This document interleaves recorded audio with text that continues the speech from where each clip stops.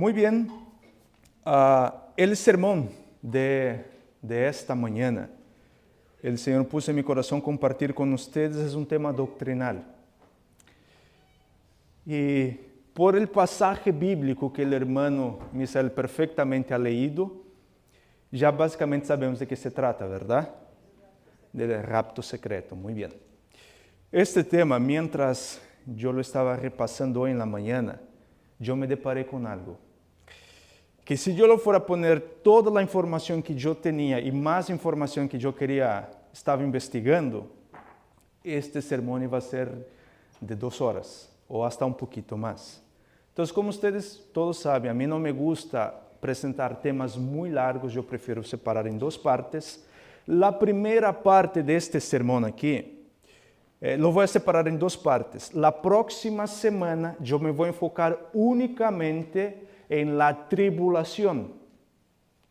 ¿Cuándo sucederá la tribulación? ¿Qué va a pasar con la iglesia en el periodo de la tribulación? ¿Dónde estará la iglesia? La iglesia será llevada al cielo, la iglesia estará acá, la iglesia va a hacer frente a la tribulación, va a confrontar la tribulación, va a pasar por la tribulación. ¿Qué va a suceder? Todo esto vamos a dejar para la segunda parte. La primera parte aquí, en este sermón del rapto secreto o del arrebatamiento de la iglesia, hay que entender algunos puntos que son controversiales.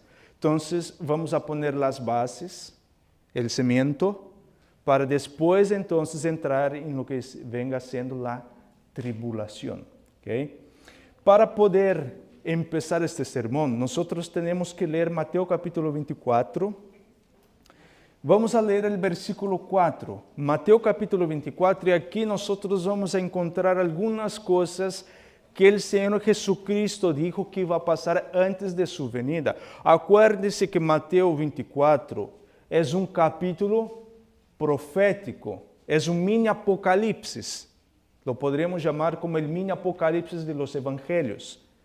Y el capítulo 24, básicamente, ¿de qué se trata? ¿Cuál es la idea principal del capítulo 24?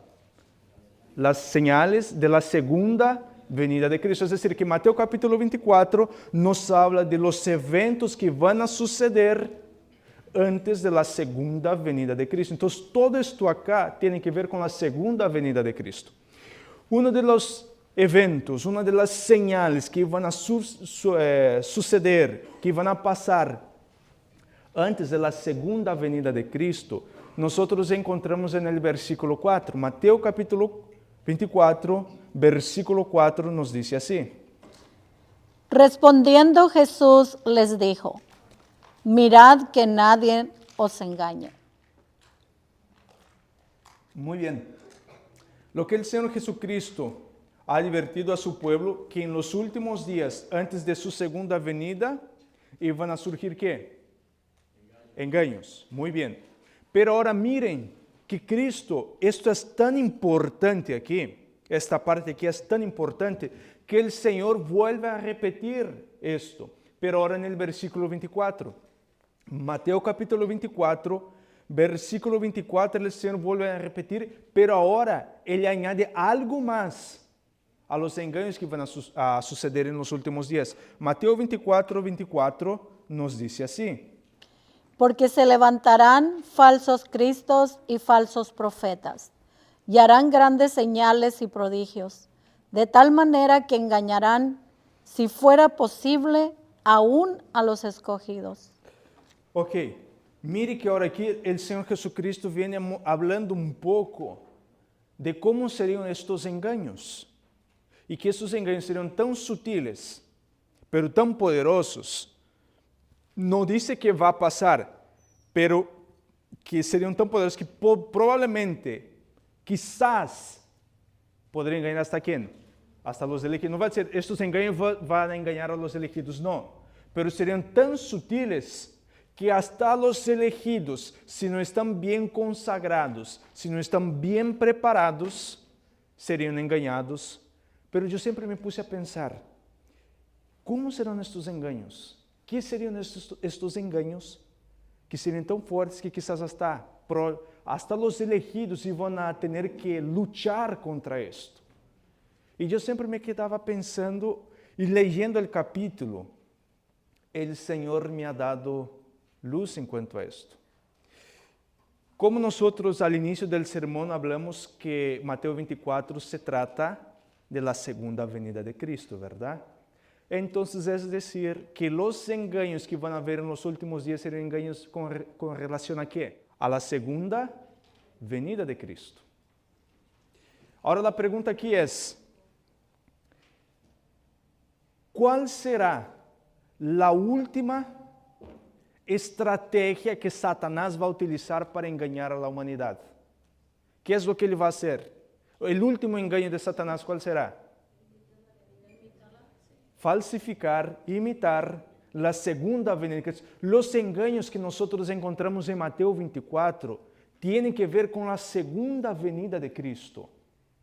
Tienen que ver con esto. Porque, por ejemplo, vamos a hacer un pequeño ejercicio acá.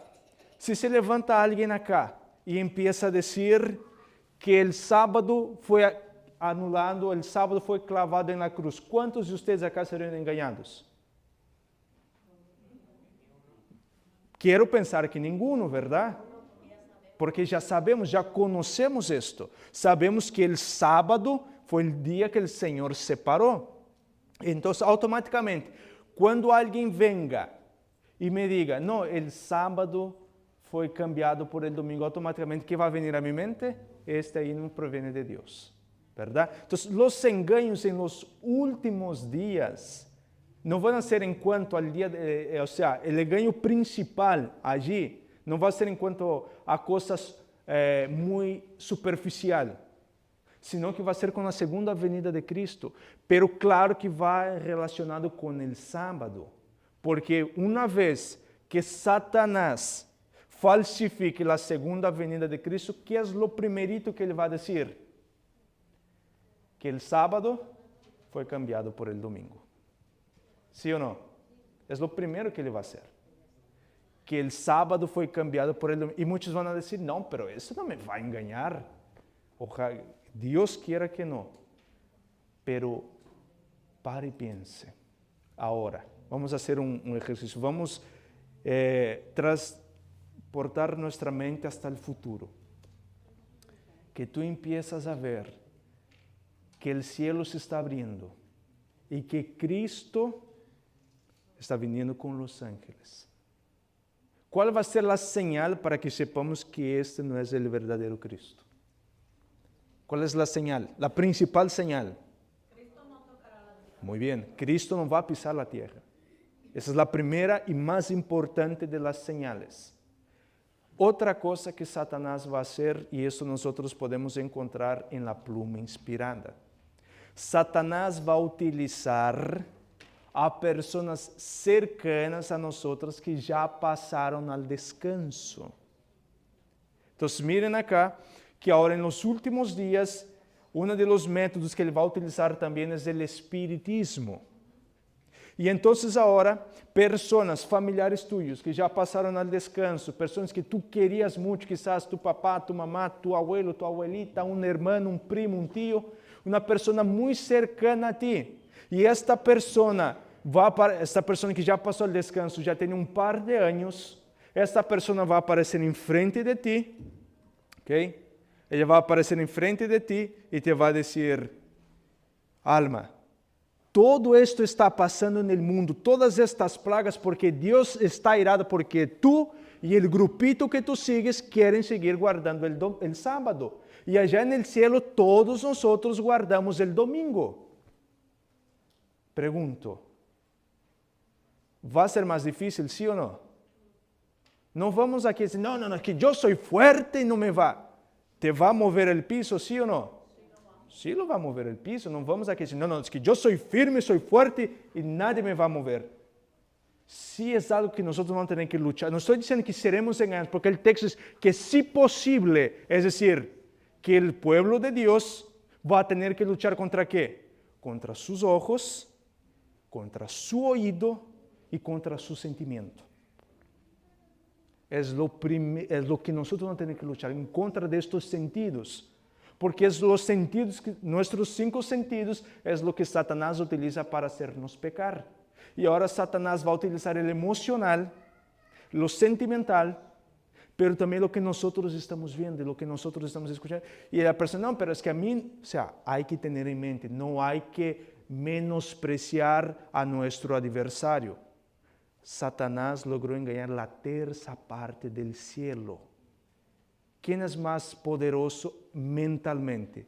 ¿Tú o los ángeles? Y él logró. ¿Quién es más fuerte mentalmente? ¿Eva o nosotros?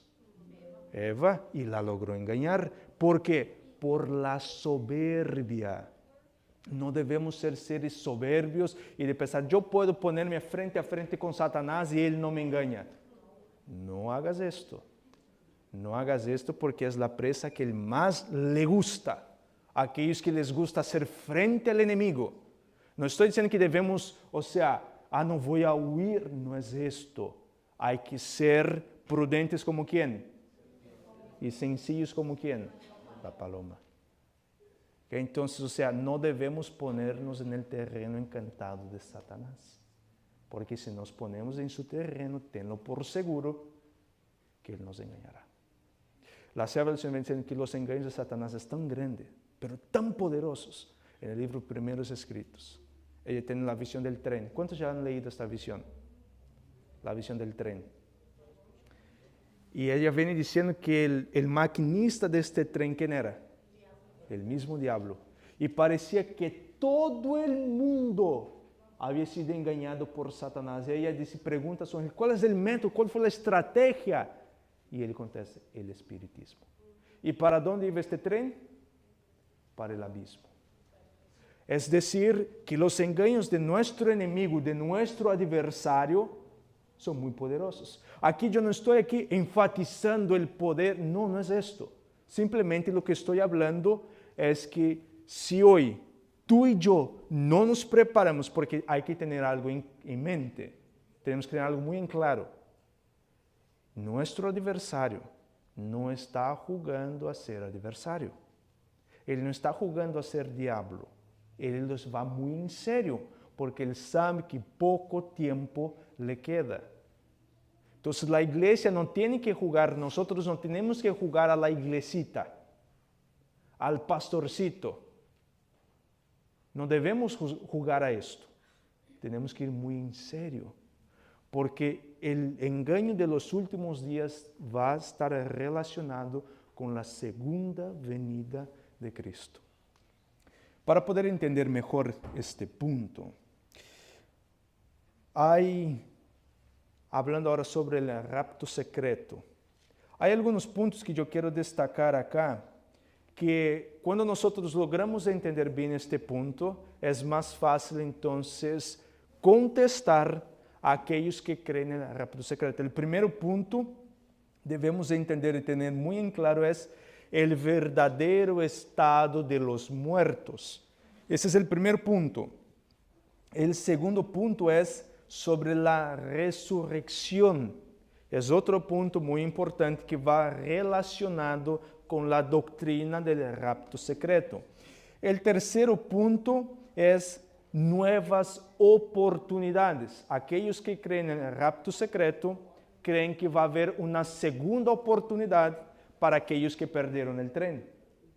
Va a haber una segunda oportunidad. Entonces, porque la iglesia va a ser raptada, ¿y cuánto tiempo la iglesia estará en el cielo? No, los que creen en el rapto secreto. ¿Cuánto tiempo la iglesia estará allá? 7 años. 7 años y después va a venir. Y los que no fueron en el primer viaje, perdieron, van a estar 7 años acá. ¿Estos 7 años será para qué? Será 7 años de tribulación, pero ahora van a tener la última oportunidad para decidir si están de parte de Dios o del enemigo. Y entonces van a sufrir, van a ser perseguidos acá. Y después de los 7 años, vuelve la iglesia y ahora entonces ellos van a poder entrar en la santa ciudad de Dios. Muchos, y es más, esto acá para mí es un mensaje hasta antisemita. Porque dice que estos 7 años, ¿para quién será? Para los judíos. Estos 7 años acá es para los judíos porque ellos crucificaron a Jesús. Porque los judíos no aceptaron a Jesús, negaron a Jesús, ahora a ellos les toca pasar 7 años de tribulación, van a sufrir, pagar sus pecados para después, y si así, en estos 7 años aceptan a Cristo, entonces van a poder entrar en la ciudad de Dios. O sea, como que si no fueran nuestros pecados lo que crucificó a Cristo, ¿no? Ok, el cuarto paso es el milenio. Hay que entender también la doctrina, el mensaje en cuanto al milenio. Y el último que nosotros vamos a dejar para la próxima semana es la tribulación. ¿Ok? Son estos 5 pasos que debemos entender perfectamente bien para poder contestar a aquellos que creen en el rapto secreto de la iglesia.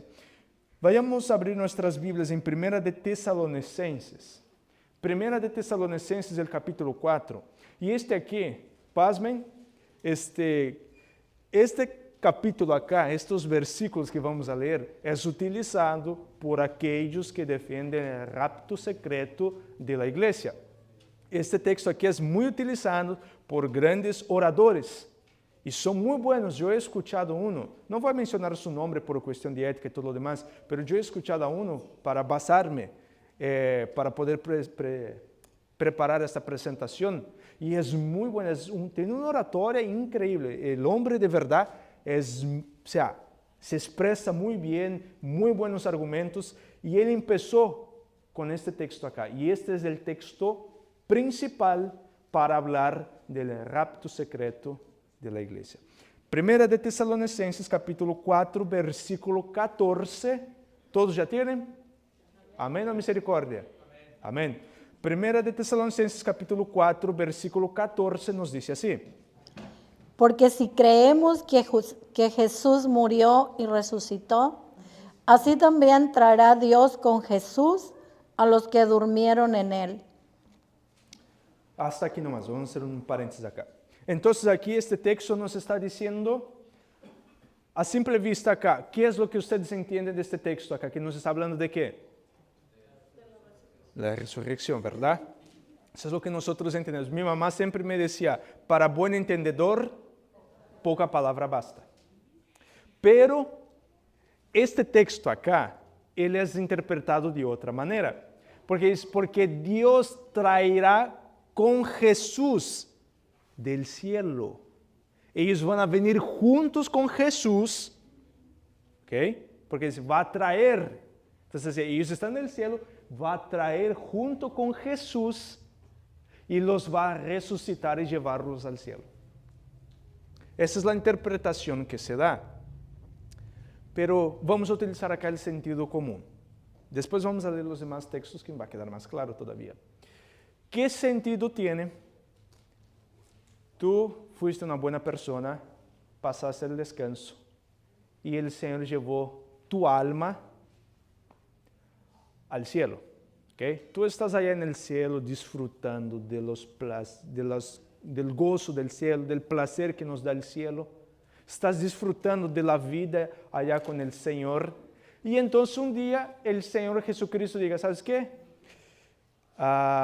América, vámonos conmigo a la tierra que te voy a resucitar para traerte de nuevo acá. Pregunto, usando el sentido común, ¿tiene sentido esto? No tiene sentido. Si yo ya estoy en el cielo, allá, disfrutando, ¿para qué necesito volver acá, agarrar el cuerpo y subir de nuevo al cielo? ¿Para qué que el Señor tiene que hacer todo esto? No tiene sentido. Y ahora vamos a ver la continuación del capítulo. Versículo 15 al 17 nos dice así.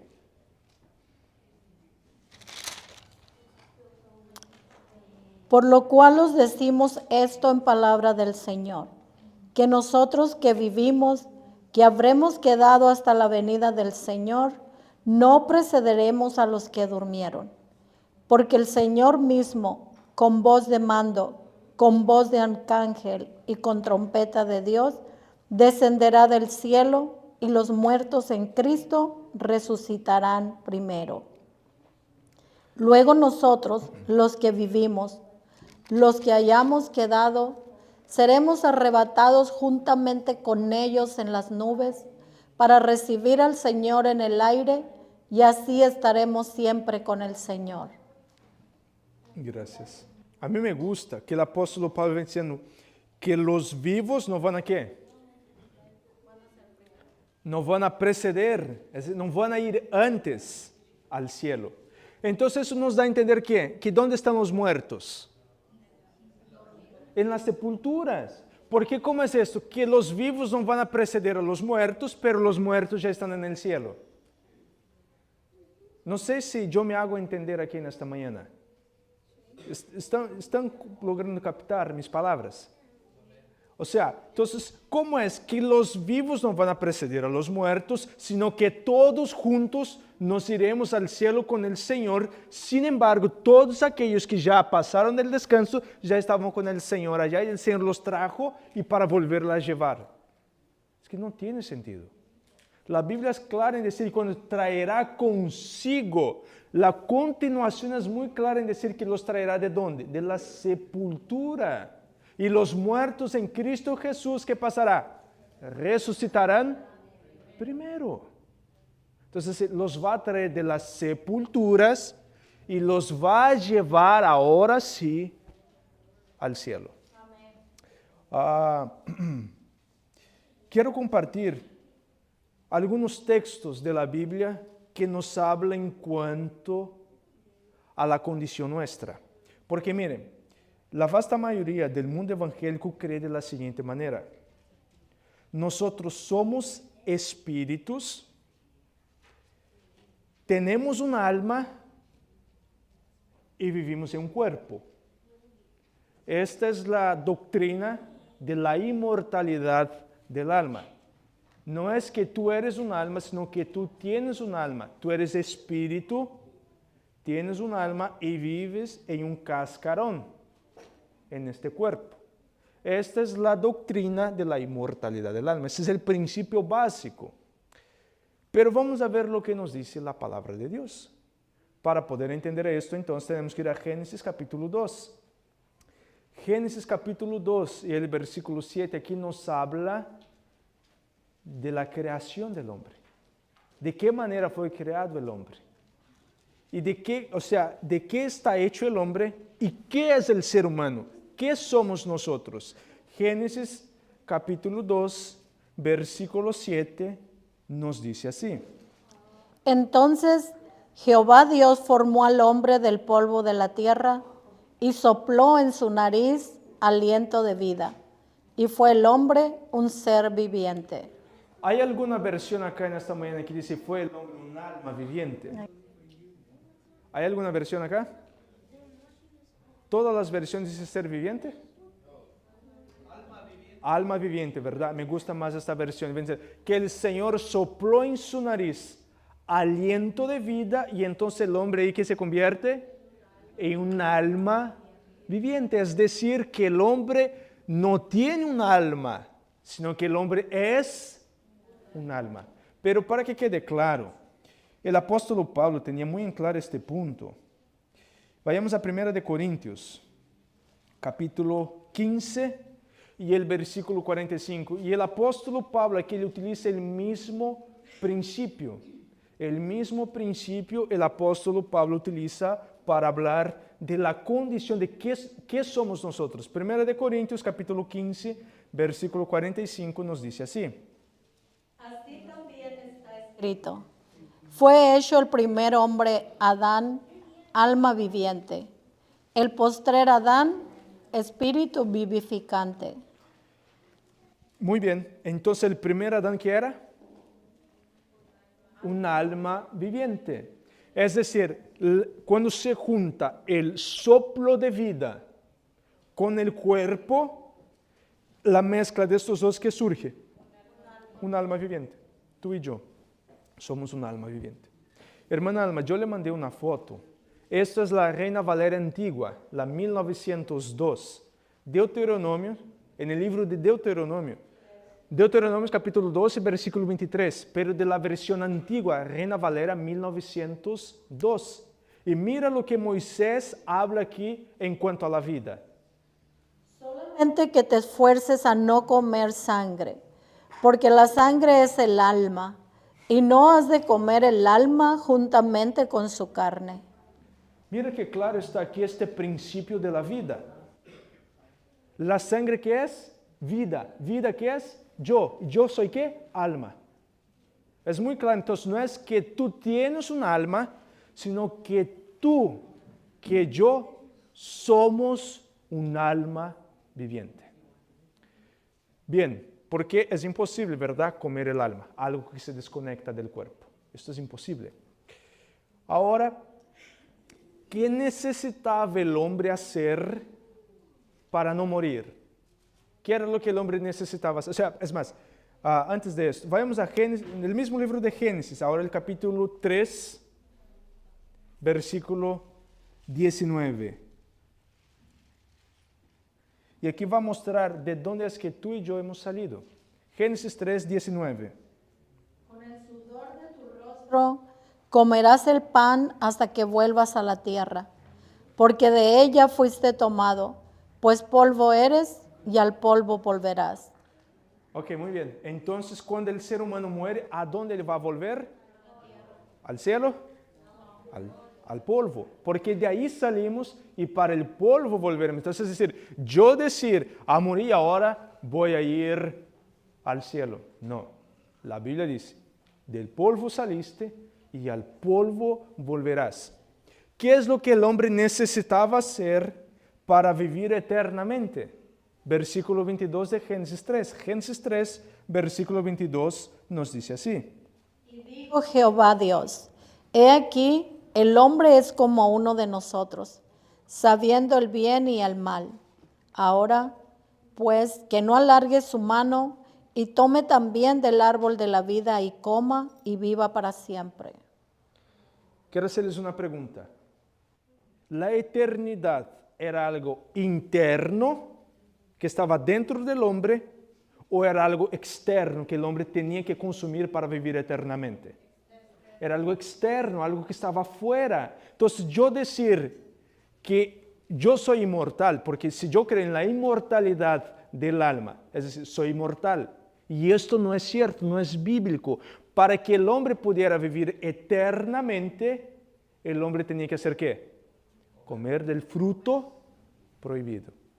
La pregunta que yo les hago, no vamos a abrir, pero en el mismo capítulo de Génesis 3, en el capítulo 2, Dios, ¿qué es lo que Dios dice? Si ellos comieran el fruto, ¿cuál sería la consecuencia? La muerte, ¿verdad? Pero ¿qué es lo que dice Satanás a Eva? No morirás. Es decir, la inmortalidad del alma, que no vas a morir, que Dios dice que vas a morir, pero esto es mentira. Entonces, la inmortalidad del alma. ¿Quién es el autor de esta creencia? Y no quiero ofender a nadie. Si hay alguien aquí en esta mañana que esté asistiendo a través de la televisión, no es para ofender a nadie. Pero la Biblia es clara. ¿Quién es el autor de esta creencia? Satanás. El mismo Satanás. Porque Dios dijo, vas a morir. Si comes de este fruto, vas a morir. Y viene el diablo y dice, no, es mentira de Dios, no vas a morir. Porque el hombre vive eternamente. El hombre tiene algo que es eterno y Dios está mintiendo. Pero estamos viendo que lo que hacía con que el hombre viviera eternamente no era lo que estaba dentro de él, sino afuera. Y van a decir, pero Dios ha puesto la inmortalidad en nosotros. Sí. ¿En qué sentido es que Dios puso la inmortalidad en el ser humano? ¿Qué es lo que el texto quiere decir con esto? Que Dios no nos ha hecho para morir. Y es por eso que si hay algo que nos asusta, es la muerte. Es algo que el ser humano no sabe lidiar, porque el ser humano, no solamente el ser humano, todo ser viviente, no fueron hechos para morir. Puede ver la desesperación de una vaca cuando la están llevando al matadero. Esta vaca entra en una desesperación tremenda. ¿Cuál es el único animal que no pelea cuando lo van a sacrificar? El cordero. Y el cordero es un símbolo ¿de quién? De Cristo, que fue inmolado antes de que toda la humanidad fuera creada. el único que fue hecho que en su naturaleza está dar su vida es el Cordero, que es un símbolo de Cristo Jesús.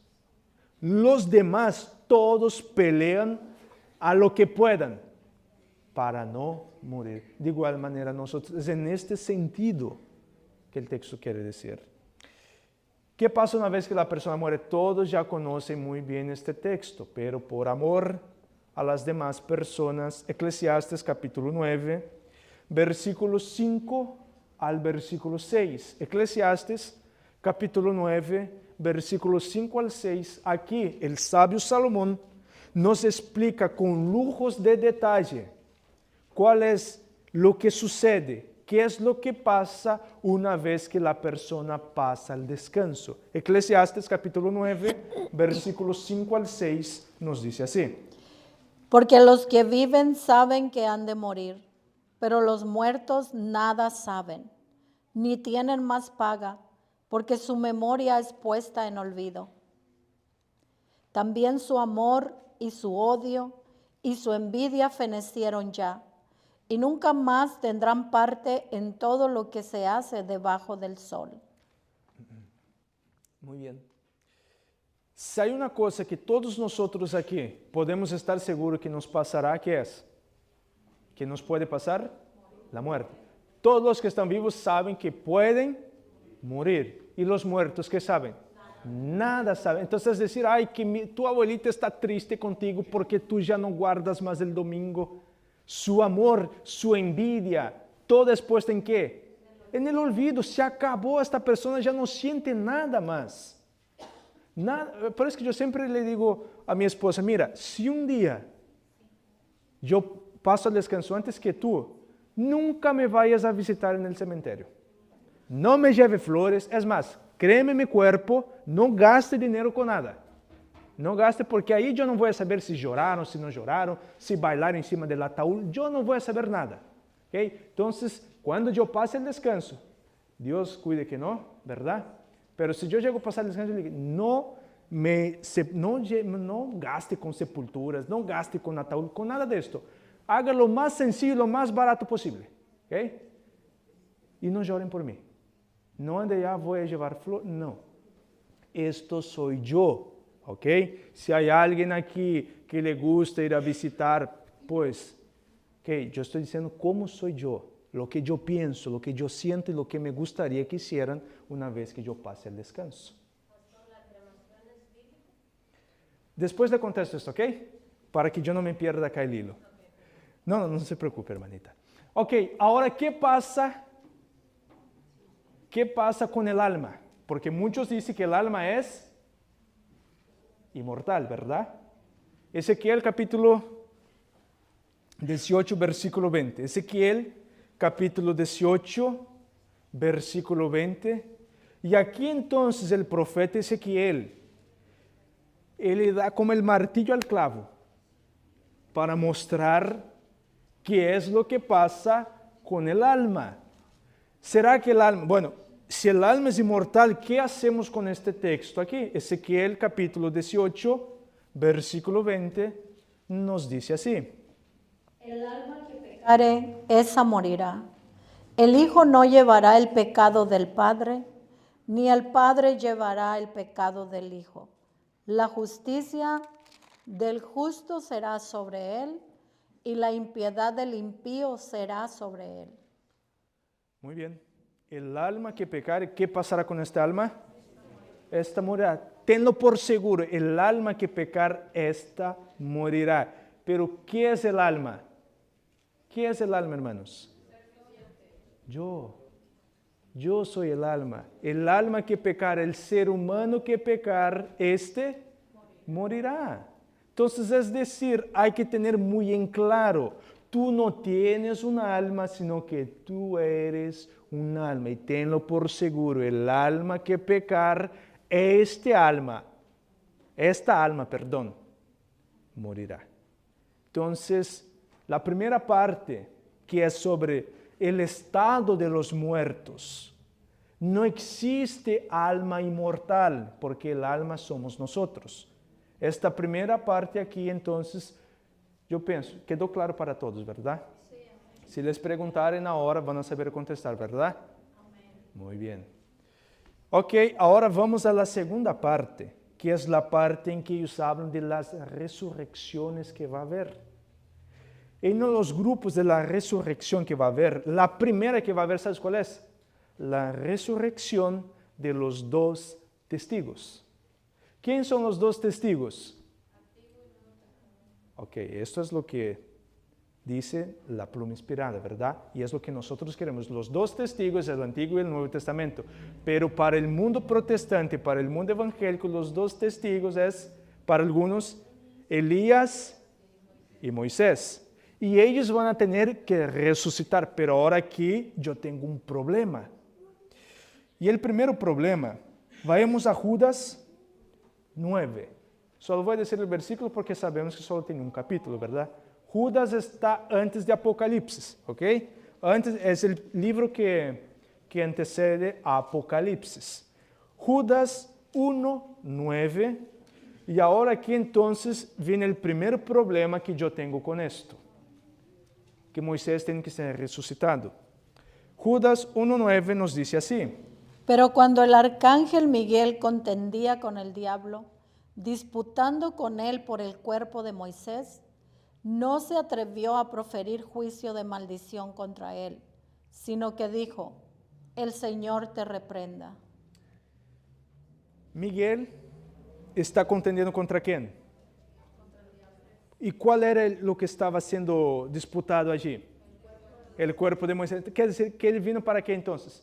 Para resucitar a Moisés. Y podemos ver esto claramente, porque cuando Moisés aparece en el monte de la transfiguración, pregunta, ¿apareció una nube o apareció Moisés corporalmente allí? Corporalmente, es decir, que el Señor llevó el cuerpo, resucitó a Moisés y lo llevó corporalmente al cielo. Es decir, entonces que Moisés ya fue resucitado. Y es más, Moisés es el primero que fue resucitado por el Señor Jesucristo. Muchos lo aplican a Lázaro, pero el primero que fue resucitado por Cristo no fue Lázaro, sino que fue Moisés. Moisés fue resucitado por el Señor Jesucristo. Ahora viene el segundo testigo que tiene que ser resucitado, que es Elías. Pero ahora aquí tengo otro problema con esto. Vayamos a Segunda de Reyes. Segunda de Reyes, capítulo 2, versículo 10 al 12. Aquí nosotros encontramos la experiencia de Eliseo y Elías. Y Eliseo hace un pedido peculiar, muy interesante a Elías. Y ahora aquí va a haber la contestación de Elías a Eliseo. Segunda de Reyes, capítulo 2, versículo 10 al versículo 12 nos dice así. Él le dijo, cosa difícil has pedido. Si me vieres cuando fuere quitado de ti, te será hecho así, mas si no, no. Y aconteció que yendo ellos y hablando, he aquí un carro de fuego con caballos de fuego apartó a los dos, y Elías subió al cielo en un torbellino. Viéndolo, Eliseo clamaba, Padre mío, carro de Israel y su gente de a caballo, y nunca más le vio. Y tomando su vestido, los rompió en dos partes. ¿Cómo es que se va a resucitar a alguien que no ha muerto? ¿Cómo se hace esto? Yo sé que para Dios nada es imposible, pero porque Elías no murió, Elías fue llevado con vida al cielo. Entonces, ¿cómo es que se va a resucitar a Elías después de los 7 años que pasarán la iglesia en el cielo? No tiene base bíblica. Pero ahora hay otro problema, porque hay una tercera persona que tiene que ser resucitada. ¿Sabes quién es? Enoc. Los que defienden el rapto secreto de la iglesia dicen que la otra resurrección que tiene que suceder es la resurrección de Enoc. Pero Hebreos capítulo 11, vamos a Hebreos, aquí nos presenta un problemón también. ¿no? Hebreos capítulo 11, versículo 15. Hebreos capítulo 11, versículo 15 nos habla aquí de los héroes de la fe. Y entre los héroes de la fe, nosotros encontramos a Enoc. Y aquí vamos a ver la experiencia de Enoc. ¿Qué es lo que sucede con Enoc? Capítulo 11, Hebreos 11, versículo 15 nos dice así. Por la fe, Enoc fue traspuesto para no ver muerte y no fue hallado porque lo traspuso Dios. Y antes que fuese traspuesto, tuvo testimonio de haber agradado a Dios. Bien, Enoc fue llevado como al cielo. En vida. Enoc tampoco murió, Enoc tampoco pasó el descanso. ¿Cómo es que se va a resucitar también a alguien que está vivo y que fue llevado al cielo? Anduvo 300 años con Dios y Dios lo llevó para sí. Y ahora aquí, en Génesis, la persona usa Génesis ahí no dice ni que murió, que no murió. Pero ahora aquí en Hebreos 11 sí nos queda muy claro que Dios le llevó a Enoc al cielo para no ver ¿qué? La muerte, para no morir. Entonces yo decir que después de los 7 años de paz que pasará la iglesia en el cielo y después que venga, va a resucitar a Moisés, se va a resucitar a Elías, se va a resucitar a Enoc. No. Y es más, dicen que los 144,000 también van a ser resucitados, ¿no? Es el cuarto grupo que se tiene que resucitar, los 144,000. Pero bueno, hoy no voy a entrar aquí en los 144,000. Yo creo que con esto ya está más que claro, ¿verdad?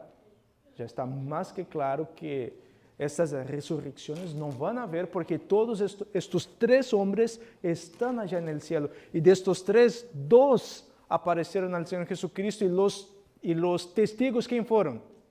Los mismos discípulos, los 3 discípulos del Señor fueron testigos. Y hasta Pedro dijo, Señor, vamos a armar acá 3 cabañas, acá 3 capas y nos quedamos acá. ¿Una para quién?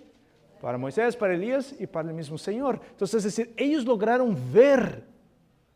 Ellos lograron ver. Entonces, ¿cómo es que ahora va a venir para resucitar? Pero ellos están en una nube en el cielo. El siguiente punto que debemos aquí aclarar, porque dice que terminando los 7 años de paz y 7 años de tribulación para los que estén acá, después que el anticristo firme el pacto de paz en Jerusalén, no va a firmar allá el pacto, y viene la tribulación y todo lo demás, ¿no? Eso es lo que ellos creen. Pasando los 7 años de tribulación para los que se quedaron, el milenio se va a vivir ¿dónde? Según ellos, acá en la tierra. Aquí se va a pasar el milenio. Pero veamos lo que nos dice la Biblia en cuanto al milenio. Primero, ¿cuándo empezará el milenio? ¿Y dónde es que se pasará el milenio? Tenemos que ir al libro de Apocalipsis. Apocalipsis capítulo 20, versículos 5 al versículo 6. Apocalipsis capítulo 20, 5 al 6. Aquí entonces el profeta de la isla de Patmos nos va a empezar a hablar del milenio. Apocalipsis capítulo 20, versículos 5 al versículo 6 nos dice así. Pero los otros muertos no volvieron a vivir hasta que se cumplieron 1000 años. Esta es la primera resurrección. Bienaventurado y santo el que tiene parte en la primera resurrección. La segunda muerte no tiene potestad sobre estos, sino que serán sacerdotes de Dios y de Cristo y reinarán con él 1000 años. Ok, según el mundo cristiano, la resurrección de las que mencioné acá se pasará después de la tribulación, después de los 7 años. Pero Juan aquí viene diciendo que los impíos van a resucitar después de ¿cuánto tiempo? Después de 1000 años, es decir, que la resurrección acá no sucederá cuando estén después de los 7 años. La segunda resurrección será después del milenio. La pregunta es, los que participen, los bienaventurados, los que estén en la primera resurrección, ¿ellos van a estar dónde? ¿Dónde ellos van a reinar con el Señor?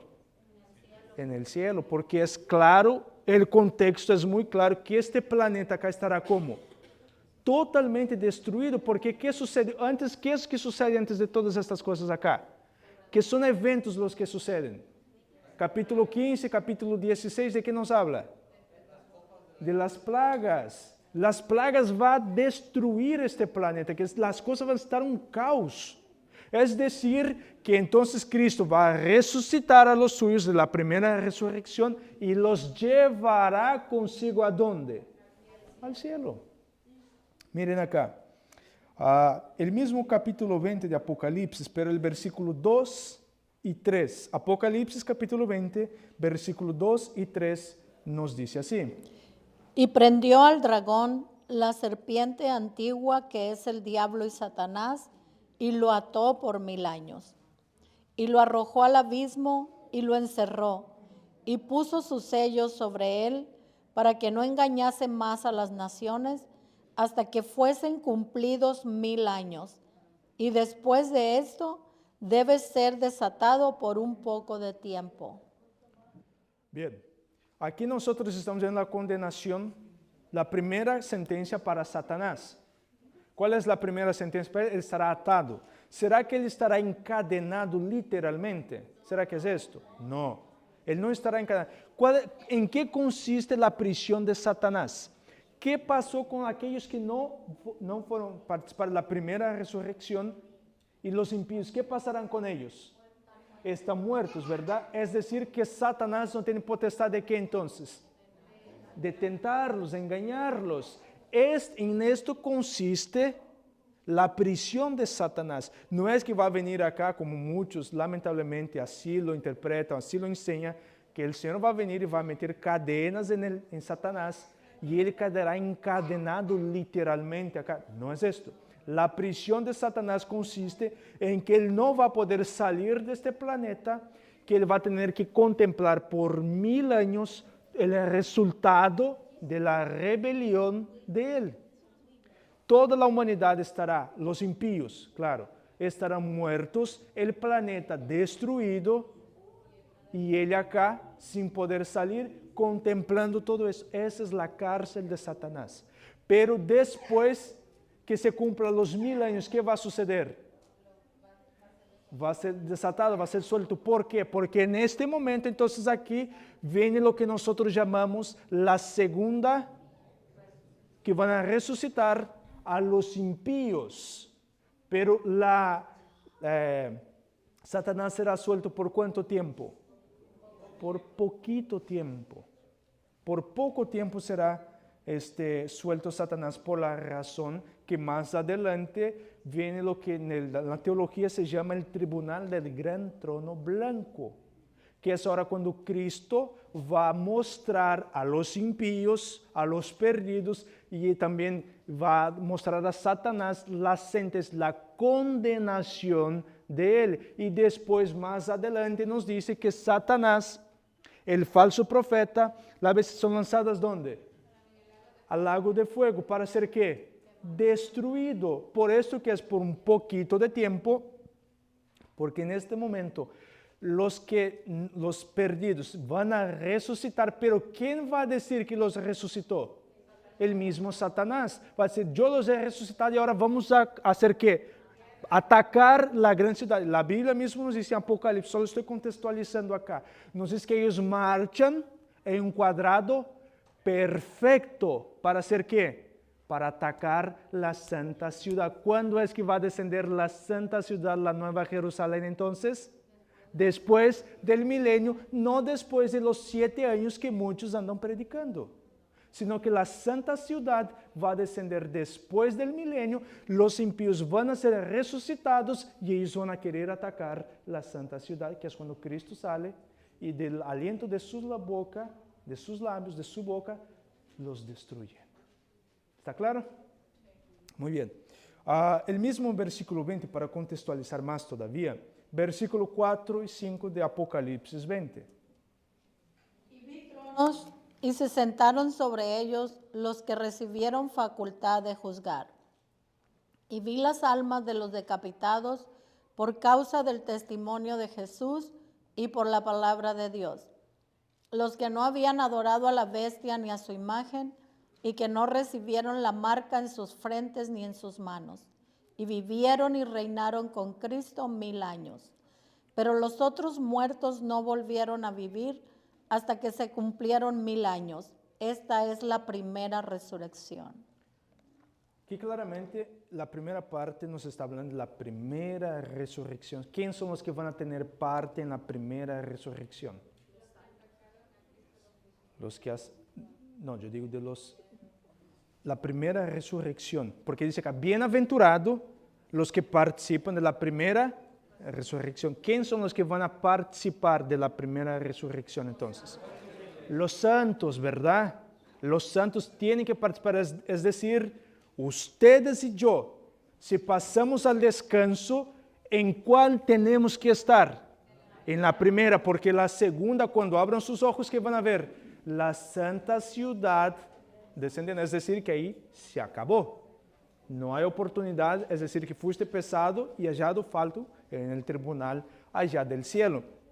Cuando dice acá, vi las almas decapitadas, no es que está viendo el espíritu de las personas allá, sino que Juan está viendo todos los mártires que resucitaron. Los mártires, porque los que van a resucitar son aquellos que no recibieron ¿qué? La marca de la bestia, no adoraron a la bestia, no se inclinaron ante la imagen de la bestia. Entonces hablan de los mártires, porque acuérdense que alma, ¿qué es? ¿Qué es el alma?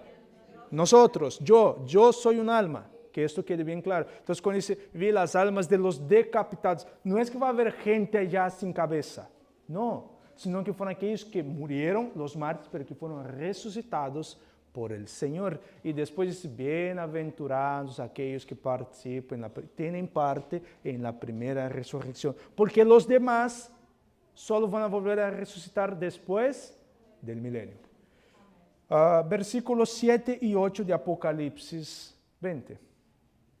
Cuando los 1000 años se cumplan, Satanás será suelto de su prisión y saldrá a engañar a las naciones que están en los 4 ángulos de la tierra, a Gog y a Magog, a fin de reunirlos para la batalla, el número de los cuales es como la arena del mar. Bien, entonces aquí Satanás será suelto de su prisión en el momento que los impíos resuciten. En el momento que ellos resuciten, Satanás sale para engañar. Entonces él estaba encadenado, estaba preso porque no tenía a quién engañar. Pregunto, este tema, esta parte acá, este tópico del milenio, ¿les quedó claro? Amén. Amén. Si alguien no ha entendido algo, después con toda confianza del mundo puede se acercar y con mucho gusto yo puedo contestar cualquier duda, cualquier pregunta que tú tengas, ¿ok? La siguiente, y con esto vamos a finalizar para después la próxima semana entrar en cuándo empezará la tribulación. La siguiente parte aquí es las nuevas oportunidades que habrá. Que van a haber nuevas oportunidades entonces para aquellos que no se salvaron. Pero mire lo que la Biblia en Mateo capítulo 7,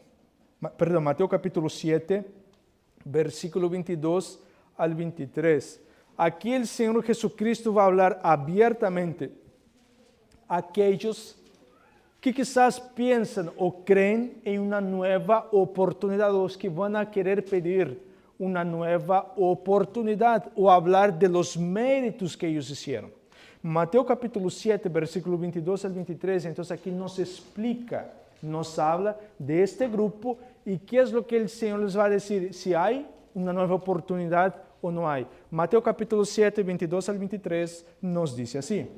Muchos me dirán en aquel día, Señor, Señor, ¿no profetizamos en tu nombre, y en tu nombre echamos fuera demonios, y en tu nombre hicimos muchos milagros? Y entonces les declararé, nunca os conocí, apartaos de mí, hacedores de maldad. Entonces, pregunto, ¿va a haber una segunda oportunidad, sí o no? No. ¿Cuándo es la oportunidad de salvación? Ahora, ya, hoy. Esa es por eso que el apóstol Pablo dice, si oís la voz del Espíritu Santo hablando a sus corazones, no debemos hacer ¿qué? No debemos endurecer nuestro corazón, sino que abrir. El mismo Señor Jesucristo, he aquí que yo estoy a la puerta y llamo. Si escuchan mi voz, ¿qué debemos hacer?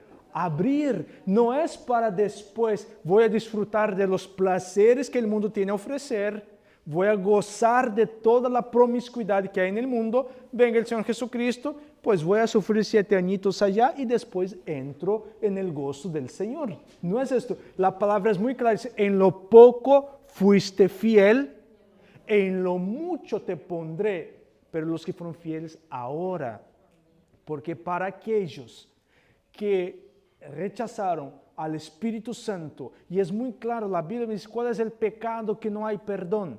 El pecado contra el Espíritu Santo. Aquellos que saben que lo que ellos están haciendo es malo y deciden hacer, es decir, esta persona está abiertamente pecando contra el Espíritu Santo. ¿Y cómo me vas a decir que esta persona que pecó contra el Espíritu Santo no quiso hacer caso a los llamados que el Señor le ha hecho, después va a querer entrar, pasar 7 años de sufrimiento y después entrar en el gozo del Señor? No tiene, eso no hay base bíblica. Y para finalizar, el ejemplo para que nos quede muy claro esto, es el diluvio. Una vez que el ángel cerró la puerta y que empezó a caer el agua, en este momento, después de 7 días que empieza a llover, pero en el momento que se cierra la puerta, ahí se acabó. Ya no hay más oportunidad. Yo estoy seguro que habían familiares de Noé que estaban golpeando la puerta, amigos de Noé que estaban golpeando la puerta. ¿Y por qué es entonces que para ellos el Señor no les abrió la puerta para entrar, pero para la generación final, que es comparada con el pueblo antediluviano, el Señor sí les va a abrir la puerta? El Señor no sería justo. Es por eso que el Señor hace el llamado hoy a su iglesia, hoy a su pueblo. Si tú y yo escuchamos la voz, debemos hacer caso a la voz del Espíritu Santo. No pienses, no creas que después que Cristo venga va a haber una nueva oportunidad. No, no va a haber. La oportunidad que tenemos es ahora. Y dentro de muy poco, la puerta de la gracia, como nosotros estudiamos la semana pasada, dentro de muy poco la puerta de la gracia se va a cerrar. Y una vez que se cierre, nunca más se abrirá. Nunca más esta puerta se abrirá. Es por esto que el tiempo de oportunidad de salvación, el tiempo de salvación es ahora, es hoy y no mañana, porque mañana puede ser demasiado tarde. Que el Señor les bendiga y les guarde. Este es mi deseo y mi oración. En esta hora los invito a que nos pongamos de rodillas para finalizar con una palabra de oración.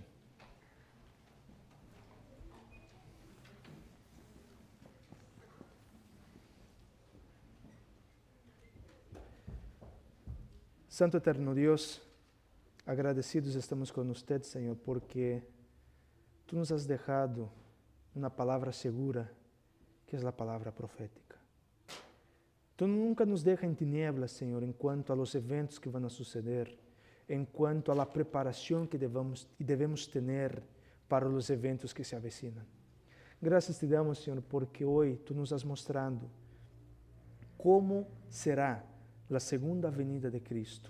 Tú nos has revelado, Señor, que la oportunidad de salvación es ahora, es hoy, que no debemos dejar pasar. Tú nos has mostrado, Señor, que Cristo vendrá, Él llevará a su iglesia con Él, pero este evento no será algo invisible, este evento no será algo secreto, sino que será algo visible y que todo ojo lo verá. Queremos pedir, Señor, que tu Santo Espíritu trabaje en nuestros corazones, que tú nos ayude a que vengamos a prepararnos hoy, ahora, para este glorioso evento, para este glorioso encuentro, cuando nuestro Señor Jesucristo venga por segunda vez para buscar a su iglesia, para buscar a su pueblo, aquellos que se santificaron, aquellos que se prepararon para encontrar con Él. Gracias te damos, Señor, por tu palabra, gracias te damos por tu mensaje. Todo eso nosotros te pedimos y agradecemos. En el sagrado y bendito nombre de Cristo Jesús oramos. Amén.